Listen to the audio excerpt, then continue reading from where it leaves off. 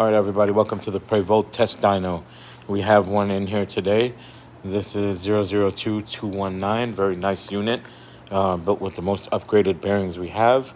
An aircraft winding recoil job on this one, and we've got the harness wrapped in high heat insulation. We've got high temperature zip ties securing it to an all steel bracket bolted up right here. And that white stuff is torque sealed.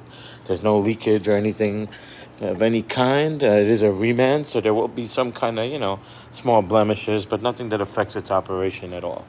All right, we have a nice leak and seep-free unit here. It's been running. It's pretty warm, as you can see. We got the thermocouple on there, and everything looks good. Everything's marked with torque sealer, as you can see there. We got that thermocouple hooked up there, and we're going to go ahead and run it. The harness, like I said, it goes to the connector like you would see on your bus, the 4-pin weather pack. And then we have our little adapter here we're going to connect, which will connect the electronics to it, which we'll show you next. Okay, here's the heart of the system right here. We have our power supply. We got our meter, and as you can see, we're looking at the low speed side resistance. So here you go, about 40 ohms. Then we're going to connect up here, and we're going to be looking at 17.2 ohms, all right? And that's slightly warmed up from where we started. We have our sheet over here, our build sheet with everything documented. You'll see that at the end once it's all complete.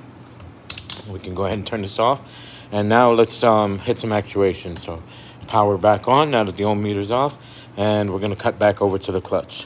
Okay, here we are back at the clutch, and we got the light so you can not only hear but see the actuation.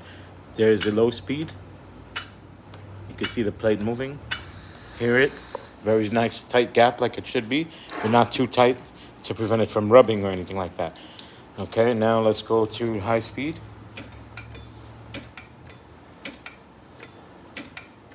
Okay, and now let's run it. Okay, so we're gonna run up the bearings, obviously run it up to temperature. Once we get up about 130 on the gearbox, we see how long that takes. That also tells us that we don't have any binding or any extreme friction going on in the gearbox, which this one turns nice. Look at that. I just touched it and it starts rotating. All right, so let's go ahead and get the shrouds around it and heat it up and run some tests. But while you're looking, there's low speed, there's off, and high speed. Low speed, high speed. All right, let's get it hot and we'll be back with that testing. Okay, there's the shrouds. Let's put the top on. Okay, all set to catch some heat. Let's do it. Got some heat. Take a screenshot of that testing sheet.